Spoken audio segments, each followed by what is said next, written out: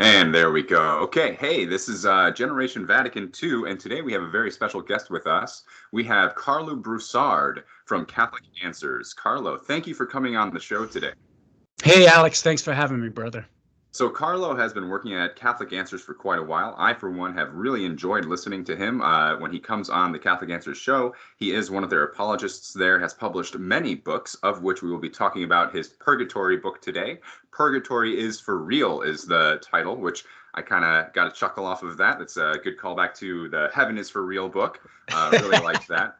And gosh, I got to say, Karlo, when I was reading through this, I knew you were a really good apologist, and I've greatly enjoyed listening to you whenever you're on.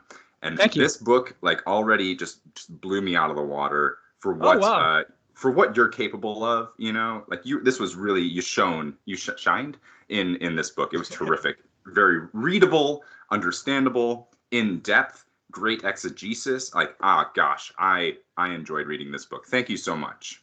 You're welcome, Alex. Thank you for your kind words, man. I'm grateful. I'm glad that you were able to enjoy it.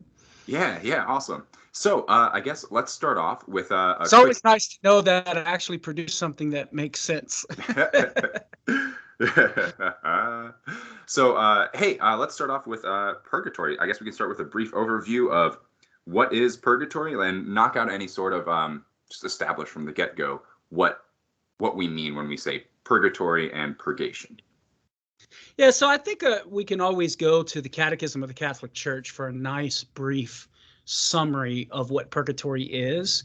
And we can sort of derive a nice formulated definition from paragraphs 1030 to 1031 in the Catechism. And basically, we could summarize the doctrine of purgatory as a final purification for the souls of those Christians who have died in the grace and friendship of God, but yet have not attained the perfect holiness necessary for the beatific vision. So that's sort of a brief summary definition of purgatory. And so we can sort of unpack that. It's a final purification. So that brings up the question, well, what is being purified? That would be any remnants of sin. So any remaining guilt of venial sin. And that, of course, presupposes or assumes the doctrine of the distinction between mortal and venial sin. So that's connected, right? But we can put that off to the side for right now, just for catechetical purposes. So any remaining guilt of venial sin would be something that would need to be purified. Any remaining unhealthy attachments would need to be purified, and that presupposes the understanding of how sin not only incurs guilt, like an objective guilt upon the soul, but also unhealthy attachments to those created goods. Even after we're forgiven of the sin, our will can still have disordered inclinations to the creaturely stuff that we pursue whenever we sin. And so any remaining unhealthy attachments to created goods would need to get purified, because you can't be having any sort of disorder in your will whenever you're in heaven. And also, too, any remaining debt of temporal punishment due for past forgiven sin. And of course, that presupposes the whole doctrine of the debt of punishment that's incurred whenever we sin. Two kinds of debts of punishment: an eternal punishment for mortal sin, a temporal punishment for both mortal and venial sin. And that's a whole ball of wax that we would need to wax on and wax off, I guess, and talk about. But just in summary, these are the three things, remnants of sin, we might put that label on it, and that would need to be purified in this final post-mortem purification. And then another aspect, an important aspect of that definition of purgatory that's important to highlight here, Alex, is that it is a final purification for those who have died in the grace and friendship with God. In other words, this final purification is only for the souls of those who are guaranteed salvation, heaven. So purgatory is not a post-mortem second chance at salvation, because the souls that are being finally purified are already absolutely saved. That is to say, they have died in the grace of Christ. It is not possible for them to fall from that grace. And so heaven is again a second chance at salvation. The final purification of purgatory is only for those whom God has given the grace to die in his friendship and thus be guaranteed the reward of eternal life. Okay, thank you. Good. Great summary of purgatory. Now, I got to say, the idea that like no sin is allowed in heaven within the presence of God in the beatific vision, that makes sense. And not only no sin, but not even imperfection. Yeah. Okay. So that makes sense to me, sort of like a priori. I don't really feel like I need to justify that. What about you mentioned the idea that like sin has you can have an attachment to sin, and it can have some sort of lingering effect on your soul after you die. How can a spirit have an attachment to sin?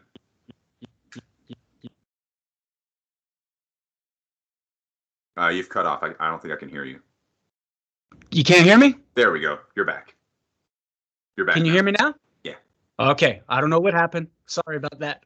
No problem. So the attachment to sin is rooted in the will, whether the soul is united to the body or separated from the body. So that's the key in the answering that question. The unhealthy attachment can remain in the postmortem state of existence when the soul is separated from the body, because the attachment, whether it's good or bad, is rooted in the will of the soul. Okay. The will is part of your soul. It's not just a part of your cerebral cortex. It's an aspect of that is correct. It's an immaterial. It's a power of the soul which is immaterial in its very nature, in its very being.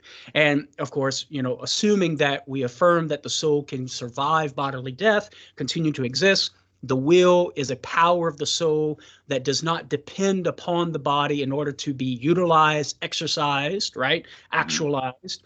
And so whatever the will has involved with it, whatever sort of attachments it's attached to, whether good or bad, is going to continue to exist as well with the soul. And so if there's any unhealthy attachment or a disordered inclination to some creaturely good, then that's going to have to be rectified, right? The disorder will have to be ordered.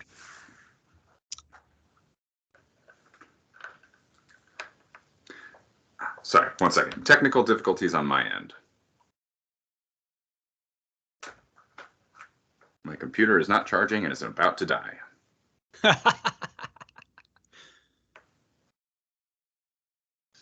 Okay, so while I fight this, hopefully we don't cut out. Karlo, you mentioned that it is temporal. Temporary. Yep, that's what I mean by temporal. It's temporary. It is temporary. Okay, so I hear temporal, and I think that it is like within the confines of time. Yeah. Yeah, and that's somewhat legit. I mean, it's not going to be the exact experience of time within this life as we're united to the body. But it's going to have some time aspect if you mean by time the measurement of change. So there's going to be some change even for the souls in the afterlife, going from potency to act, from one state of being to another state of being. So there is time in that sense. It's just what that experience of the change is relative to our experience of change as united to the body. We simply don't know. You got it? Yes. Okay. Thank goodness. Oh gosh, that was freaking me out for a second. Okay, so it is temporary, but not necessarily within time. Okay, because that was a key aspect I was missing there. Yeah, and the key understanding of temporary here is that it's not everlasting, in contrast to everlasting punishment in hell, right? Or everlasting bliss in heaven. The experience of the purification is temporary, and so it's not everlasting, right? So it will eventually come to an end. And whatever debt of temporal punishment, what I mean by that is that there is a debt of temporary punishment. There is a debt of non-everlasting punishment due to the soul, in contrast to everlasting punishment of hell. So that's what I mean by temporal or temporary. Now, I tend to have a very blasé attitude toward time, because I feel like in the afterlife, you know, we're outside of time, so like everlasting versus eternal and all this stuff, like it's outside of time. I don't understand it. You don't understand it. We are temporal beings. We are inside time. So like the fact that purgatory is not within time, does not have time, and yet ends and has a beginning, I'm okay just saying, whatever. This is a thing that's outside of time, right, and we don't understand it because we have no way to experience that. Because to say outside of time, you have to specify exactly what you mean by that. Do you mean outside of time in an absolute sense that belongs to God and God alone as the one eternal being? If you mean that, then we would deny it and say, no, we're not in that existence, right? Because only absolutely outside of time, because he's absolutely unchangeable. Now, if you mean outside of time in the sense that we're outside of our experience of terrestrial time, the time that we experience as physical embodied spirits, well, then I would agree that it's so that the experience and the duration of the existence cannot be measured according to measurements of time in this life. Okay, so that there. So that raises an interesting concept, though, where we talk about, I've seen time talked about as like a potential for change. Like I exist in time and I can change. I can stop sinning. I can continue sinning. I can eat lunch. Whereas things outside time, like angels, when they are created, like in that moment of creation, they make a choice whether or not to follow God. And then like there was the fall with the angels where Satan and his horde like left and went to hell. Like they cannot change their mind on that initial decision because they exist outside time, and time is like a potential to change.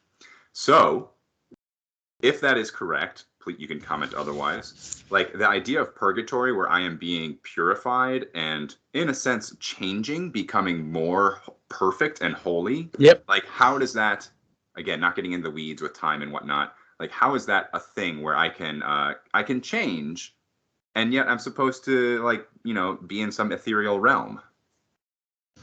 Well, I would just deny the assumption that there is no change in the postmortem states of existence. So it is true, say, that the will is fixed upon God as the ultimate life's end for both the souls in purgatory, the blessed in heaven, and the angels, right?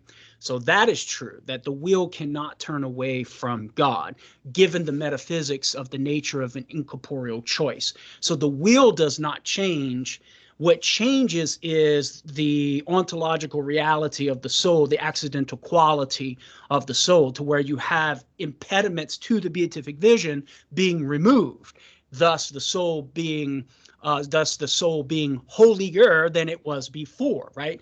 So you can have change there while affirming at the same time there is no change in the will turning away from God or turning to God, that is already set and fixed and immutable in that sense. But you can also have change too, accidentally speaking, with regard to further knowledge. So both angels and the blessed in heaven and the souls in purgatory could receive further actualization, right?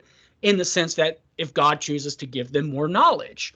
So the blessed in heaven, whenever I make a request of, say, St. Thomas Aquinas, well, that is a knowledge, that is knowledge he now has that he did not have before. So there is change for St. Thomas Aquinas in that sense. Okay. Hey, thank you. That's great. That's good. I really like the idea of like you can receive extra knowledge in heaven, and that would be a change, and yet you are not like, you know, changing per se. Okay, cool. You mentioned also the idea that like your soul has guilt that needs to be purified and purgated, I guess, if that's a verb. Purged. Purged, yeah, thank you. Yeah, to be purged upon death, and that this was somehow like different from punishment and forgiveness. Could you talk about that? All right, so yeah, so the objective guilt, we have to look to Revelation here because we're talking about things that go beyond reason, right? I mean, there is some sense in which even by reason, whenever we speak of committing a sin, which is a disorder, there's going to be some sort of defilement of character. But whenever we're talking about offending God and the supernatural, describe sin as some objective quality, right? It says, whenever we are forgiven of our sin, we become as white as snow, right? And color is like the Bible describes sin with the objective quality of color, right? So the Bible reveals to us that there's some sort of objective guilt that adheres to the soul, where, St. Thomas Aquinas would describe it as light that's being dimmed, right? There's some objective reality that sin incurs upon the soul. And whenever we are forgiven, that guilt is removed such that the soul is now bright again. There's this objective quality of the soul that is different than what it was whenever it was held accountable for the sin, right? So there's some ontological change that's going on, not in the sense that we're no longer human or something, but there's some change that is really happening within the soul whenever the sin is forgiven. But just because we say that there is change for the soul with regard to the guilt of sin, that does not mean that there is no further change needed for the soul to be holy, right? So you can have change within the soul that contributes to a growth in holiness in this respect, but not so in some other respect. Like there still may be some growth or change needed for the soul concerning holiness in some other respect, namely the unhealthy attachments and debt of temporal punishment, etc. Okay, thank you. Could you relate that then to venial sins and contrast it with mortal sins? Yeah, good question, or good point. Yeah, so mortal sin is when the will, in committing a sin that is grievous enough such that in committing the sin, you metaphysically cannot be ordered to God as your ultimate supernatural end.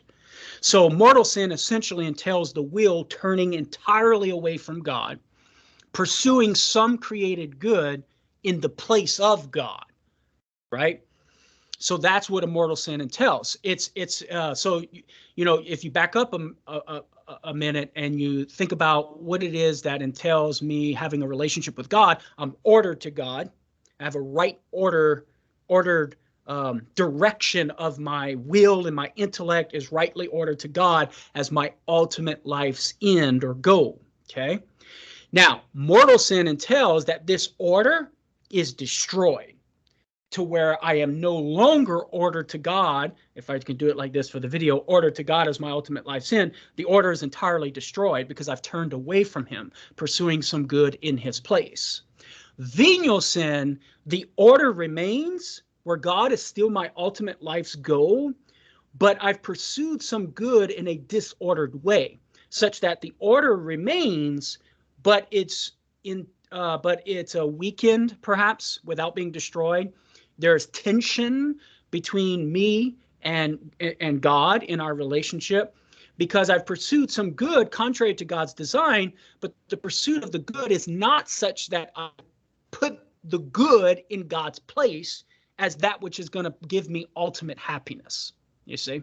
So I think we can draw an analogy with marriage. I can offend my wife in a way such that I do not destroy the relationship and she doesn't leave me and divorce me, right? But yet there are some things I could do to destroy that relationship and do it such that there's no possible way that I could be loving my wife in this activity, right? And so my wife leaves me and divorces me. So that's sort of a human analogy to this idea or this distinction between venial sin, where I'm contravening God's design in a way such that I turned away from God, destroying my order that I have to God. Okay, whereas mortal sin is destroying that order and contravening God's law in such a way that I cannot possibly be truly ordered to God as my life's ultimate goal or life's end. And theologically speaking, to use the theological jargon, in a venial sin, charity remains. What is charity? Love of God above all things. So with venial sin, charity remains, although weakened. Mortal sin charity is not there. And charity is the principle in virtue of which I'm rightly ordered to God, as St. Thomas Aquinas teaches us. Okay, thank you. So this seems to be directly against how some Protestants would interpret the Epistle to the Romans. So a lot of specifically like predestinationist, Calvinist type of people look to Romans and say, hey, it's very clear in here, like when you accept Jesus, you are saved, and he who is saved is justified, and he who is justified is purified and like That is perfected, right. and all that. Yeah, like the golden chain. Okay, I'm messing it up. Whatever. I guess without asking too broad of a question, like why is that wrong, and like why do Catholics not accept the golden chain? Yeah, well, even on that, because so what you're appealing to is an understanding or a view of salvation to where we can have an extrinsic righteousness, like the righteousness of Christ covers us, so to speak, to where we're extrinsically declared to be in a right relationship with God, what's called justified, but yet subjectively, interiorly, we're not perfected, we're still unholy, right? Even on that view, even on that conception, you can still have an understanding of purgatory that's going to be consistent with that view. Because even if we concede, for argument's sake, this idea of an extrinsic justification where we're in a right relationship with God simply because God declares us to be so, but yet we're still interiorly ugly, right? And interiorly dunghill, okay?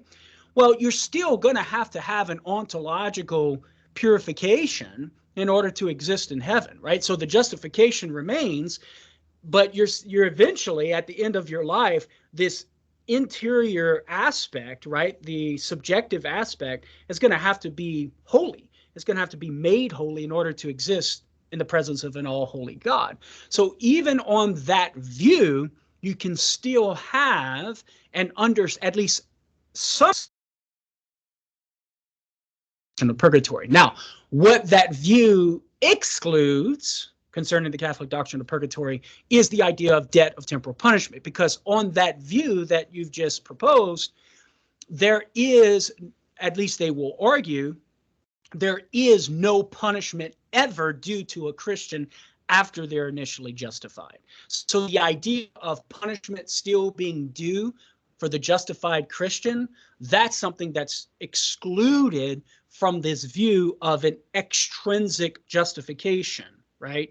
Without the interior justification. So it's a justification by way of declaration instead of a justification by way of intrinsic righteousness, right? So even Calvinistic view of things, you still have room for at least some aspects of the Catholic doctrine of purgatory, some idea of a need of purification for the interior soul, right? For the interior part of the human being, whether in this life, and if not completed in this life, then in the afterlife. So there's only one aspect of the Catholic doctrine of purgatory that would be excluded on this view of justification. Now, the Catholic view of justification is that not only does God declare us righteous, but when he so our justice is rooted interior justice that I have in my rightly ordered intellect and will to God as my ultimate life's end, that God brings about through his causal activity within the soul, right? With his, what we call sanctifying grace, that he infuses within my soul, that gives me, that makes my soul with intellect and will rightly ordered to God as my ultimate life's end. So if I sin, well, then that order is either going to be destroyed by mortal sin or tainted by venial sin, and thus a need for the growth in that justice to be directed to God in a way that I can be perfectly just rather than imperfectly just. Nice. Thank you. Hey, so you do bring up in your book, as you mentioned here, that in various Protestant sects, you do still have examples of purgatory. And even in non-Catholic Christian versions, in non-Christian religions, there are many different examples, types, maybe not quite as explicitly as purgatory, but some sort of afterlife where you have to be purified before you can attain, the version of paradise. You bring out Martin Luther, where on his 26th thesis of the 95, he explicitly says the Pope can remit sins and purgatory can't.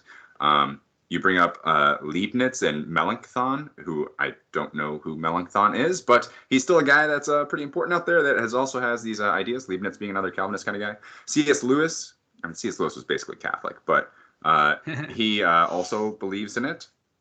But these are all, one thought I had was that these are all kind of like not necessarily modern examples, and they're also kind of like more liturgical versions of Christianity, as opposed to I guess we could say like mainline Protestant. Well, they wouldn't be mainline Protestants, would they? Like Baptists and free evangelics. They don't necessarily have any sort of version of purgatory, do they? Well, not explicitly, but if you press with questions and articulate what they believe explicitly, they're gonna have to affirm some kind of purification between death and glory. Because remember, even on the Calvinistic view of this extrinsic righteousness, right? They will affirm the need for growth in holiness or sanctification. They affirm the need for a continued growth in holiness. So if you have not attained, even on this view, one can be justified at death extrinsically by way of God's declarative justification, declaring us just. But if at death you do not attain the holiness necessary, the perfect holiness necessary for the beatific vision, between death and glory, there's got to be something. There's got to be some final sanctification of the soul between death and glory, if not had already at death. Now, they will not verbally express that. Many will not verbally express that. But their belief about justification and sanctification logically entails this need for a final purification. Gotcha. So even on that view, if you tease out the implications of their view, you're going to come to a need for some final purification. It might not be the full-blown doctrine of purgatory from the Catholic perspective, but there's going to be some aspects of the doctrine of purgatory in their view. And that's basically what I'm pointing out in the first part of the book of non-Christian religious, non-Catholic religious traditions, whether it's non-Christian traditions, right? Or even in non-Catholic Christian traditions, you're going to find some aspects and some elements of the Catholic doctrine of purgatory, some sort of post-mortem purification.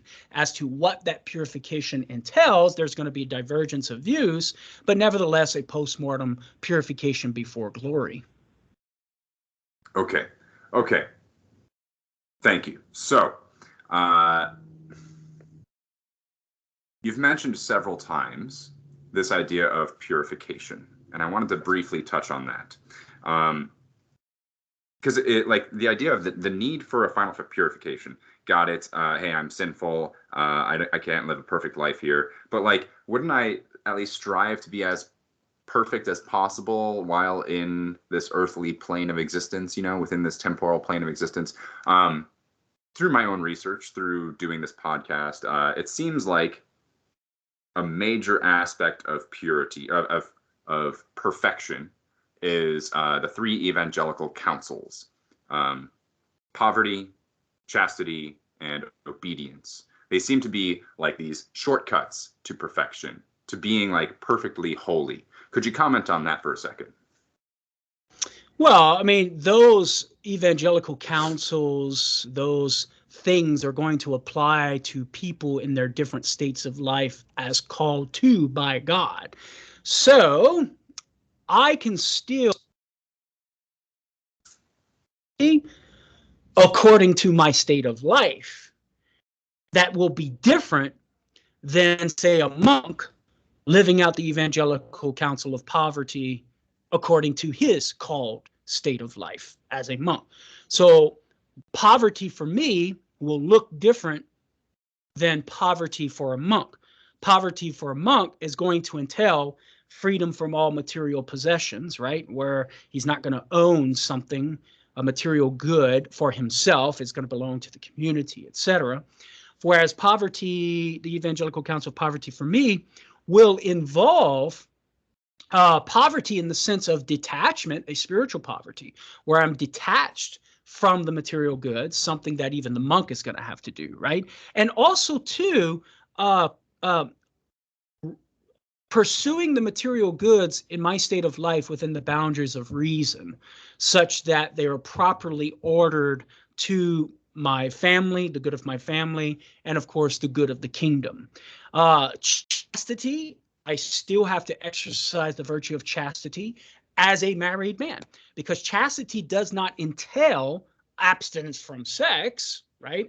Chastity is properly ordering my sexual faculties and living in a way that's consistent with God's design for my sexual faculties. So for an unmarried man, chastity entails abstaining from sexual intercourse. But for a married man, chastity does not necessarily entail abstaining from sexual intercourse, but it does entail that when I engage in sexual intercourse, that I engage in it in a way that conforms to, is consistent with God's design for human sexuality. So avoiding contraceptive sex, avoiding demanding sexual intercourse beyond reason, right? If my wife says no, right? And like being the tyrant, okay? So I still have to exercise chastity, and that virtue is a means by which I can be holy as a married man. And then, of course, obedience, right? I still have to exercise obedience even as a non-religious. For a religious person, they're exercising obedience to their superiors, right? Or a priest to his bishop, in a way that I do not exercise obedience as a non-religious. So the bishop can't come and say, Karlo, you must not buy that particular thing, right? You need to get rid of this car and buy this other car. Or Karlo, you need to go live over here rather than over there, right? A bishop can't tell me that stuff, but I'm still obliged to obey my bishop when it comes to spiritual matters of faith and morals and church teaching, etc., right? And even church discipline. So I still have to exercise obedience, and that exercise of obedience is a means by which I can be holy, because I'm in exercising obedience to those who have the proper authority over me. I am living in a way that conforms to Christ. I'm living out the image of Christ, who exemplifies in perfection obedience to the Father's will. Mm-hmm. So yeah, I think it's very easy to remind people that even when you're married, chastity still applies. We still have to properly understand chastity in a single person's lifestyle and in a married person's lifestyle, what that means, what that looks like, how to best practice it. And there's a lot that can be said on that. Thank you for touching on it. Poverty. Yes, I am a layperson, so poverty is more a poverty of spirit. And that's like in a way that is almost harder to like know that I'm succeeding at, because like what is a total detachment from things? Like you saw my son before we started recording. Like I have to plan for his college, I have to make sure he has a good life growing up. Does that mean I have to, pay for him to get like all the things to go play football? Or does that mean like, no, he just has to play outside in the dirt? Like there's this weird abstract definition that's like not even, it's just like characterized by some really poorly worded descriptions on how to be poverty as a layperson, which, that's where we get discernment. And one thing I'm really big on is like, I feel like we need more catechesis. We need more discussion about proper discernment. Recently, for example, not really recently, in the past decade, Pope Francis has mentioned kind of off the cuff that like, hey, maybe it might be the case where a lot of marriages are invalid, and I feel like spot on, because discernment is bad, because we don't help people figure out how to discern things. Like we don't teach them. We're just like, oh, it's discerning, it's deciding things, weigh the pros and cons, figure out what you want best and go for it, man. not discernment.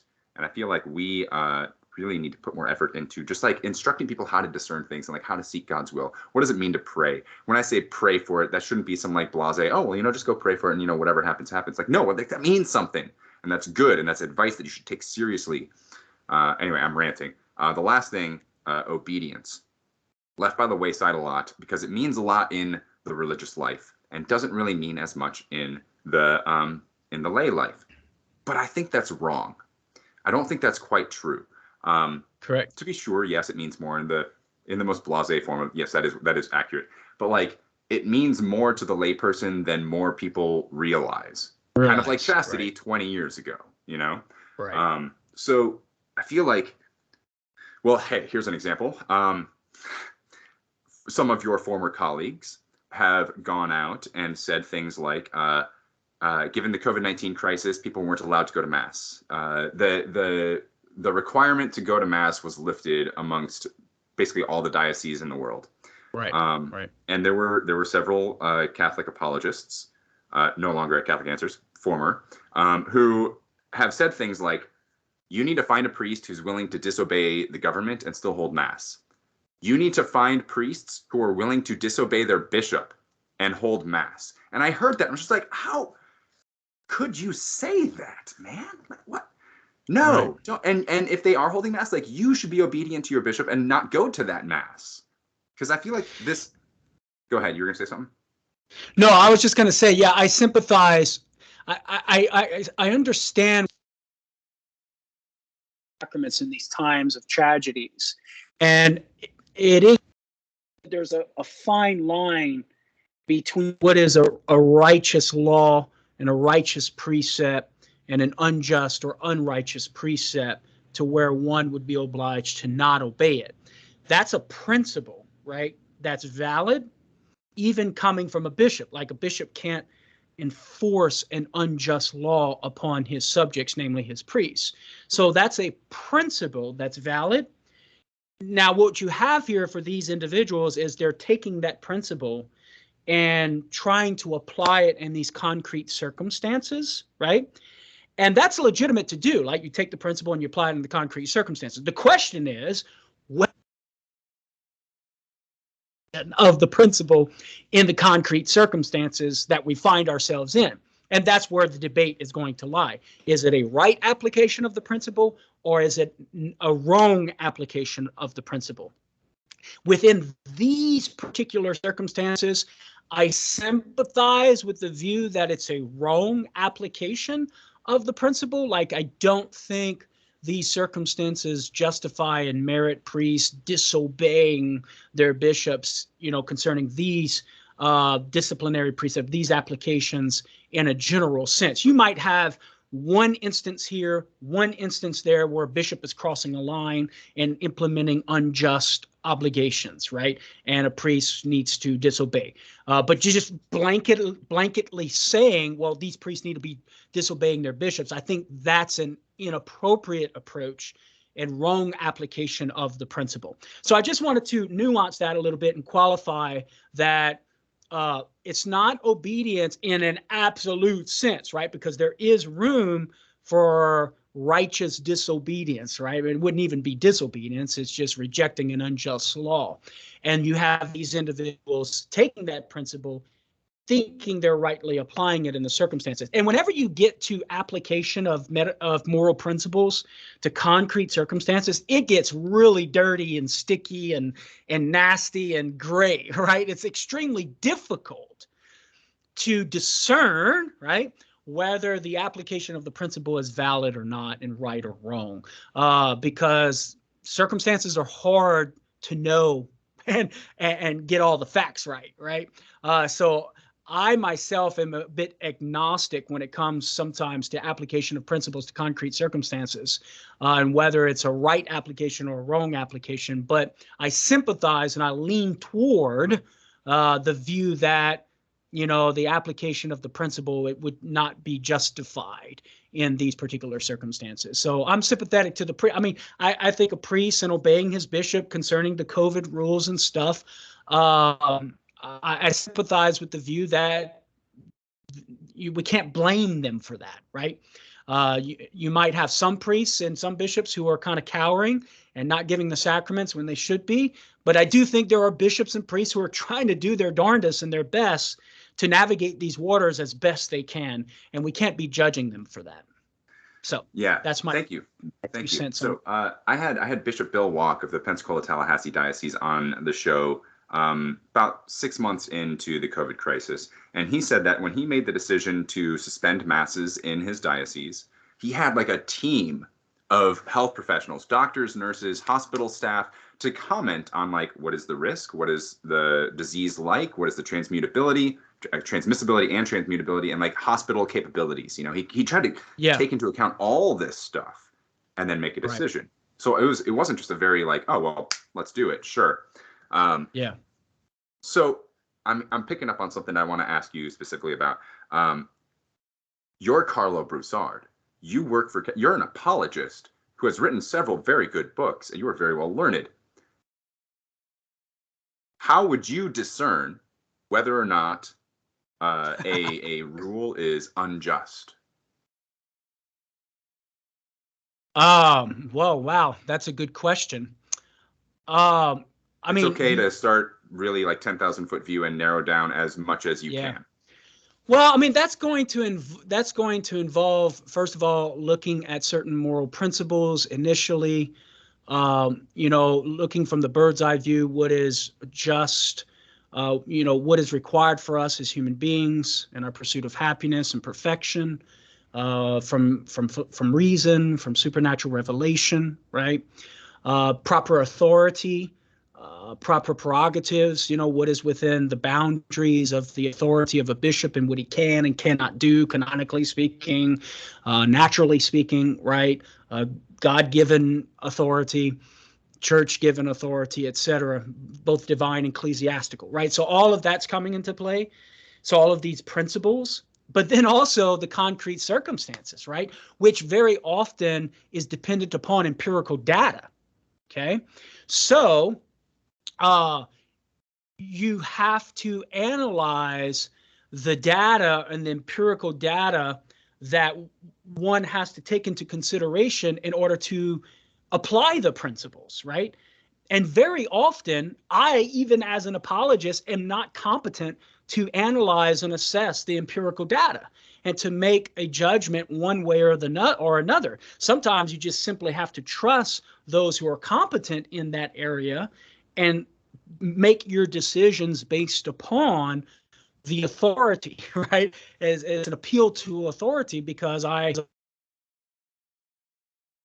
matters insofar as I'm a Catholic apologist. I can appeal to the principles, articulate the principles, but when it comes to applying the principles, a lot of times that's dependent upon the empirical data in assessing whether this is a just law or not, right? So, in concrete circumstances concerning COVID matters, I'm going to say that I'm not competent enough to be able to judge the implication of this obligation or this disciplinary law or whatever by a bishop is unjust, because as you just mentioned very rightfully, you have honest bishops who appeal to those who are competent within their field and made judgments based upon that counsel, right? And so that bishop who does so, it's not that he's overstepping boundaries of justice.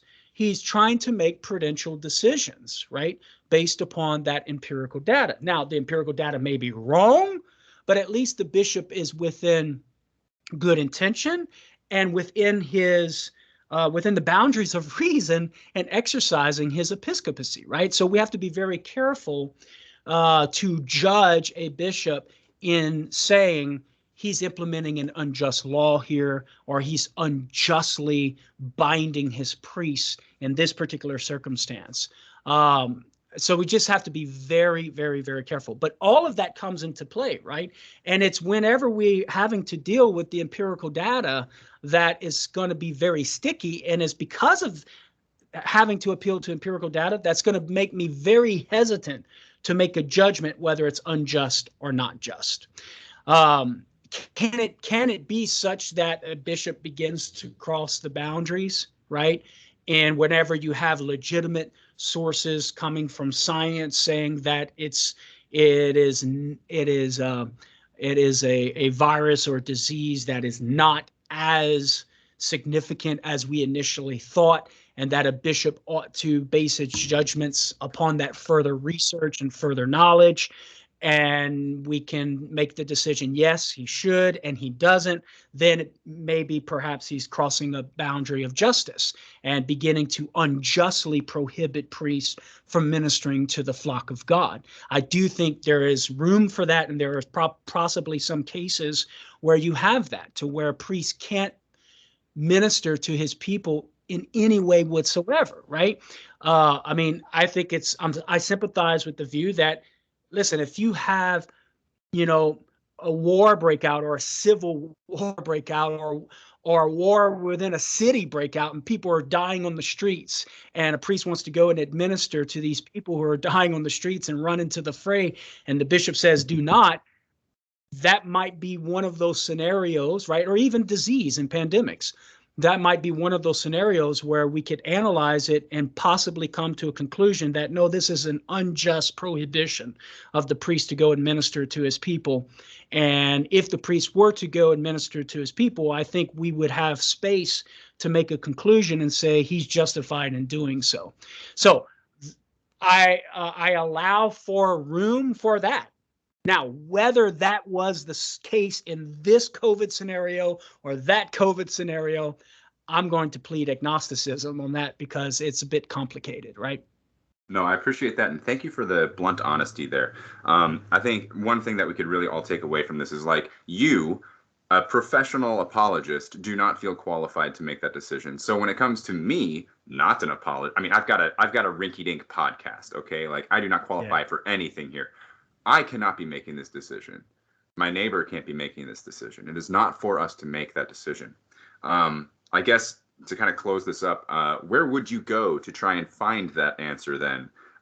Who would you look to? Who do you think is qualified to make such a determination if a bishop is making an unjust proclamation, order, or whatever? Yeah, that's a great question, Alex. And unfortunately, there's no one go-to source, right? I mean, it's a matter of appealing to... Who has authority? Like, the bishop has the authority, right? Like, who would you go to? Right. Well, it's a matter of appealing first and foremost to what the church teaches and the principles of church teaching. And then the question becomes by way of application. So, I mean, it's going to require the knowledge of moral philosophers, moral theologians, right, who have training in how to assess and analyze the application of those principles.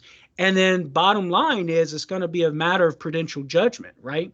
Like, is this, in my prudential judgment, is this a right application of the principle? So just a classic example is like just war theory, right?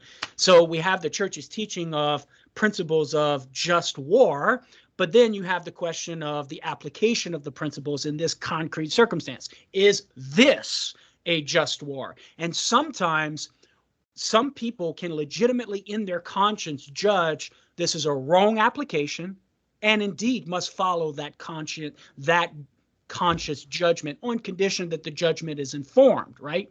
Whether objectively speaking it is a right application or not, it may very well be sometimes that we're just in an epistemological position to where we can't know for certain, and we won't know until the other side of the veil, right? So you might have the Pope saying, in the case of a war, right? Pope says, this is a wrong application of just war in this particular war, right?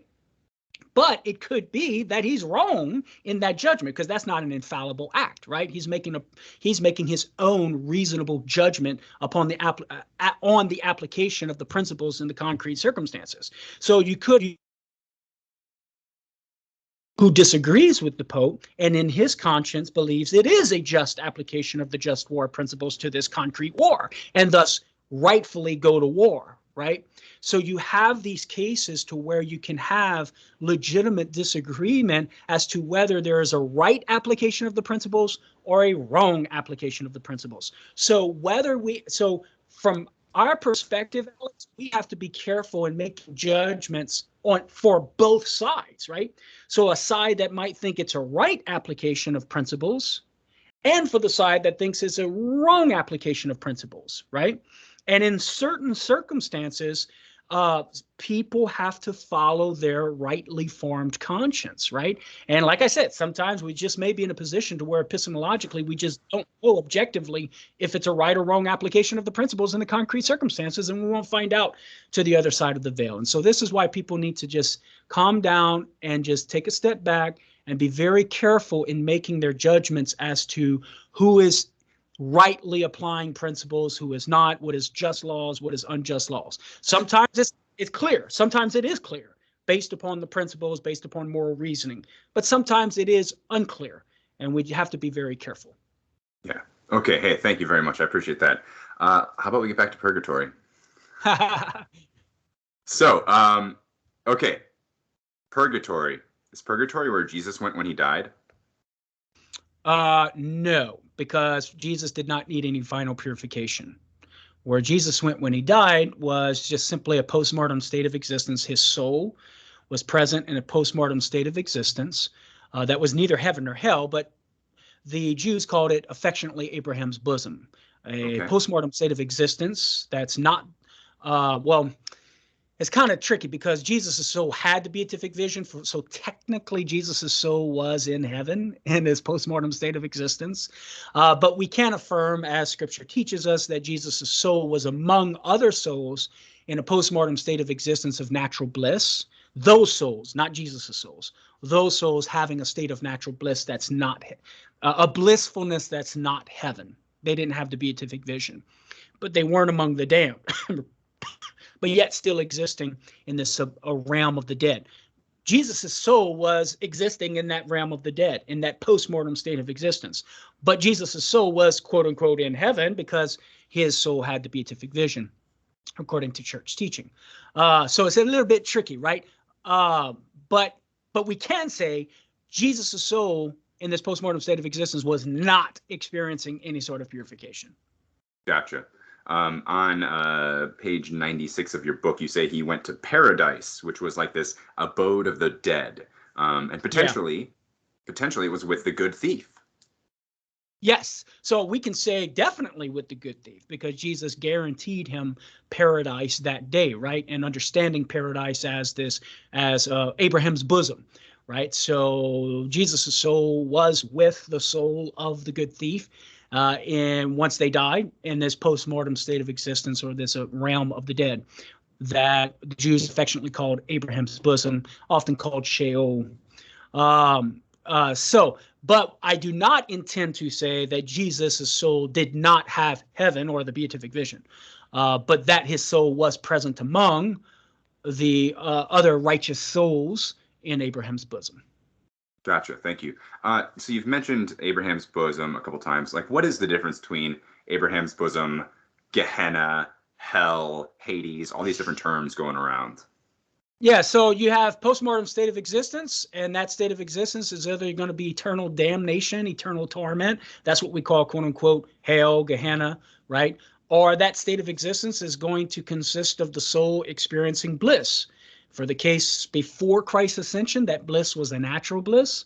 In the case of after Christ's ascension, that bliss for righteous souls in the afterlife is either a final purification or the beatific vision.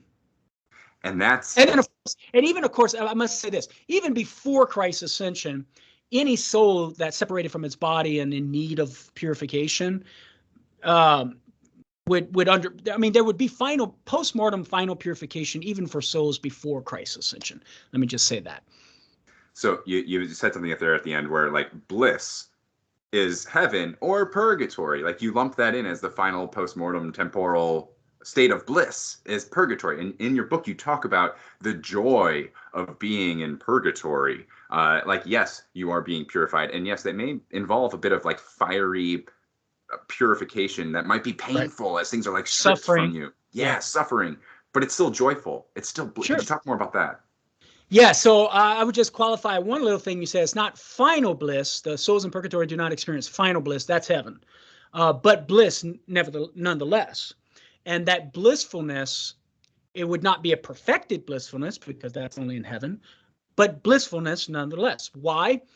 One reason, and most important reason, is because they're guaranteed heaven, which is something we do not have in this life, contrary to what some Christians believe. But from the Catholic perspective, we do not have that absolute certainty of heaven in this life, but the souls in purgatory do.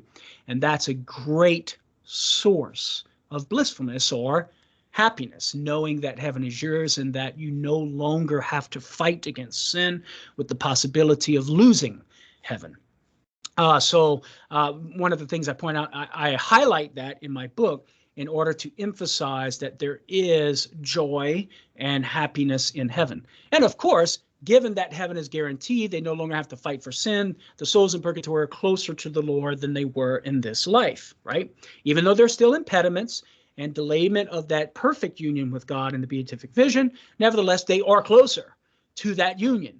And thus, that in turn is a source of great joy and happiness that actually goes beyond a happiness that we can have in this life. Once again, why? Because in this life, we don't have absolute certainty that we're going to heaven, and we're not as close to that union with the Lord in the beatific vision as the souls in purgatory are.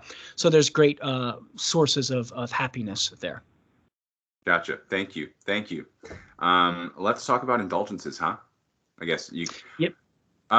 We're at 56 minutes right now. Do you want to talk about indulgences, or you want to talk about Deuterocanonical texts? Or do you want to talk about both? We can briefly touch on both and try to wrap it up here. Okay. All right. So let's start with indulgences, and then we'll go to the Deuterocanonical texts. Yeah, so the way indulgences relate to purgatory, it relates in several ways. First of all, an indulgence is the remission of any, either partially or entirely, of any remaining debt of temporal punishment due for past forgiven sin. So indulgences is essentially connected to this understanding of the debt of temporal punishment due for past forgiven sin. So we can gain an indulgence for ourselves here in this life, either partially or entirely, which is getting rid of, taking care of, any remaining debt of temporal punishment due for sin. But we can also, and so the way indulgences relates to purgatory is twofold. Number one, if I don't get rid of all of that debt of temporal punishment due for past forgiven sin by death, I will do so in the final purification, right? So an indulgence is meant to help us take care of that remnant of sin in this life, rather than having to take care of it in a more suffering way, painful way, an intense way in purgatory, okay? That's the first way in which an indulgence is related to purgatory. Secondly, an indulgence is related to purgatory because I can actually gain an indulgence for a soul in purgatory. And that's just this understanding of vicarious satisfaction, right? That I can do some act of love for the sake of another, and that act of love for the other bring about a remission of debt due to them. So I'm paying off their debt for them, basically, by gaining an indulgence for them. And this is by way of the church's intercession. So we undergo this love. The church on our behalf intercedes to God and says, hey, God, can you please remit some punishment for this particular soul, punishment for on account of the love of this person, right? And we can debt that you owe, and I vicariously on your behalf pay off that debt, right? Through love, by giving the person money that you owe money to, right? And thus thereby remitting you of that debt. So we see that in our common human experience, but the same applies to paying off debt of temporal punishment due for sin. The church is saying, God, look upon the love of Karlo so that this other person, Alex, the soul of Alex in purgatory, doesn't have to undergo any more suffering for his past forgiven sin. And that's in conformity to Christ. We're just acting like Jesus did, because Jesus undergoes suffering, right, out of love so that we do not have to, that we can be set free from punishment that is due to us. Okay. Now, the ultimate end game of that is the eternal punishment, where Christ wills that only he can get rid of that eternal punishment. So if I am united to Christ, no eternal punishment due for me, right? Because of his vicarious satisfaction. That debt of eternal punishment due for me is now wiped away because I'm united to Christ now. Now, with regard to temporal punishment, divine revelation tells us that God wills that even the Christian will still undergo some suffering that's due to him, right? That my union with Christ doesn't totally wipe out punishment due to me in the temporal sense after I'm justified. God reveals to us that he wills his children to still undergo some displeasure that's due to them on account of past forgiven sins, even though they're united to Christ. And that's just simply the order of providence that God has set up. He could have set up an order of providence where once we're united to Christ, no more suffering due to us for sin whatsoever. God would just simply prevent us from suffering on account of sin. But God has willed an order of providence where we still have to engage or undergo that displeasure or suffering that's due to us for sin in the temporal sense, right? Hebrews 12, 5 through 6 is a text that I exegete in my book that I argue reveals that aspect of this order of providence. So that's how indulgences comes into play with regard to the doctrine of purgatory. It's specifically dealing with debt of temporal punishment due for past forgiven sin. Indulgences have nothing to do with our salvation, right? In the sense of contributing to me meriting the final reward of heaven. Indulgences don't have anything to do with that. Indulgences do play a role in our salvation in the sense that they're like removing impediments, right? So that I can like receive that which is already promised to me. But to accounting for me receiving the final reward of heaven. So often people, that's a misconception people have. Well, indulgences and giving alms is buying your way to heaven. Well, no, it's not, because heaven is not the issue. That's not on the table here. We're talking about indulgences. Indulgences is only ordered toward the target of debt of temporal punishment due for past forgiven sins. Gotcha. Thank you. Yeah, I've always thought about indulgences as kind of like, hey, there's if the idea is that I am not holy, I am not perfect, that I need to be purged, I need some sort of purgative aspect in my existence, then engaging with Christ through the actions that gain indulgences that are listed in the Enchiridion of indulgences, like praying a rosary, doing the sign of the cross, things like that, like those, I cannot do that act without encountering Christ to some extent, and that encounter is going to help me become more holy, more perfect to some extent, and therefore that reduces my need for purgation. Yes, that's right. The indulgence presupposes that you're already united to Christ, which means you're saved, right? But it also, in this life, the indulgence can increase my justice, my sanctifying grace. So it contributes. But keep in mind, that's not contributing to the reward of heaven. That's going to contribute to my experience of the reward of heaven, right? Because the more united and the closer and the deeper in love I am with Christ will determine the deeper experience of happiness in the beatific vision. So, but you're correct in saying that even the indulgence, because it is an act of love, that act of love necessarily contributes to my growth in holiness. Awesome. Hey, thank you. I appreciate that. So quick question about purgatory and indulgences then related. So I understand that, like, okay, we can pray for the dead, and I'm willing to extend that to they are able to pray for us. But what are we supposed to make about apparitions?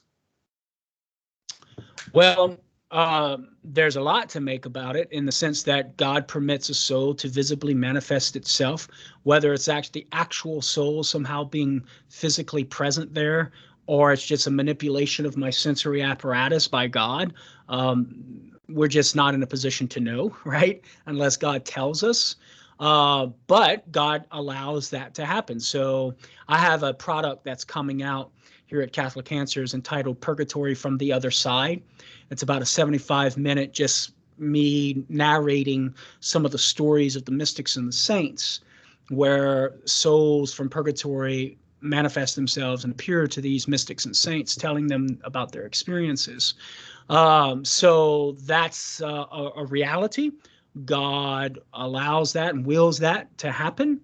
The metaphysics of it can be either way. Could be a soul that God actually makes present, visibly manifesting itself, or God manipulating the senses in order to give us the message.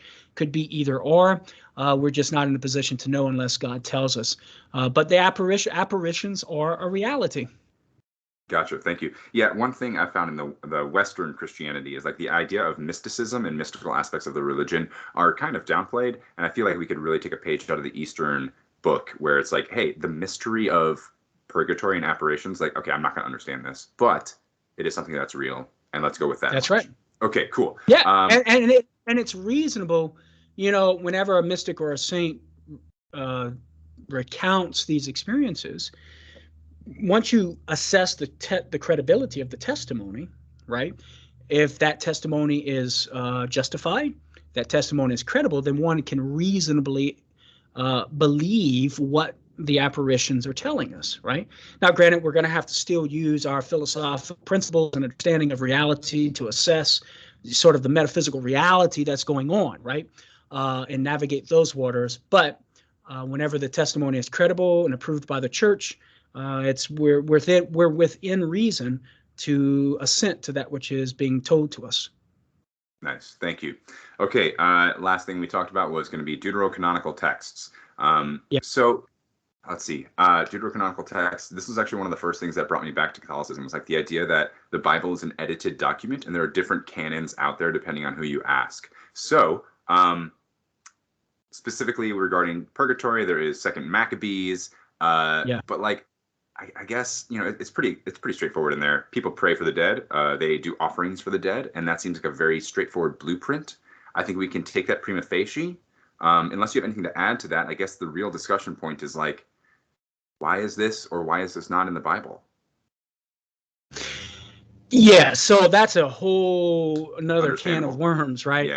Of how to determine the inspiration of how to know what text is inspired and what text is not inspired. Now, ultimately, the Catholic answer to that is that we need an infallible testimony to speak on behalf of God in order to tell us which text is inspired and which text is not. And so then the question becomes, is there an infallible testimony on this earth to speak for God? Well, there was Jesus, but he never told us what was inspired. Then there was his apostles who could speak on behalf of Jesus with legitimate authority. They never gave us a list of which texts are inspired. So then the question becomes, well, is there an infallible testimony after the age of the apostles? Like, did they appoint men to speak with Jesus's authority and on behalf of God? And of course, we as Catholics say yes, that's the bishops succeeding the apostles, united with the Bishop of Rome. And that infallible testimony has testified to which texts, both Jewish and Christian, are inspired, and which texts, both Jewish and Christian, are not inspired. So, as a Catholic, the ultimate answer is we know which texts are inspired because there is an infallible testimony on this earth that can speak on behalf of God, and that testimony has testified, namely the Catholic Church, right? Now, with regard to 2 Maccabees 12, I think 38 through 46 is the text there, as I point out in my book. We can look to that as scripture because we as Catholics believe it is inspired by God. We have good reason to believe that. And so we can appeal to it as scriptural evidence. Now, granted, that appeal will not be persuasive for our Protestant brothers and sisters because they do not assent to the belief or to the proposition that 2 Maccabees is inspired. However, it still does provide apologetical value, Alex. As I point out in my book, Purgatory is for Real, that what 2 Maccabees does is gives us a window into what was the prevailing Jewish theological milieu a century before and right at the time of Christ. Namely, that sins could be remitted in the afterlife. And that provides a historical context in which we can analyze things that Jesus talks about. So say in Matthew 12:32, the sin against the Holy Spirit will not be forgiven in this age nor in the age to come. Now, that's Matthew's version. Mark's parallel version, Mark 3:29, Jesus just simply says, the sin against the Holy Spirit will never be forgiven.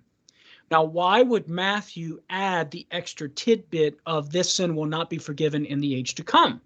Well, when you understand the Jewish theological milieu of the day, it makes perfect sense. It becomes intelligible. Matthew is preempting the question from his Jewish audience to whom he is writing. Well, Jesus, if the sin against the Holy Spirit cannot be forgiven in this age or in this life, well, what about the next? And they would reasonably ask that question because they already believed that sins could be forgiven in the afterlife. And so they would be wondering, well, what about this sin? Can that be forgiven in the afterlife? Like the sins of Judas Maccabeus' soldiers that they were praying to be remitted? And then, of course, Matthew records Jesus' statement to answer that question in a preemptive way. No, this particular sin can't even be forgiven in the afterlife. So you can see how even though a Christian might not accept 2 Maccabees 12 to be inspired, it still has apologetical value because it provides a historical context and theological Jewish milieu in which we can analyze and interpret and make intelligible Jesus' statement in Matthew 12:32. So. Nice. Hey, thank you. Yeah. So we touched on briefly earlier that yes, you do point out the different purgatory-esque aspects of non-Christian religions and non-Catholic religions. And yeah, you in your book point out very clearly that Judaism has a lot of things going on about like there is some form of purgatory in Judaism. Okay, thank you. And then also about your comments on the what goes into sacred scripture or not.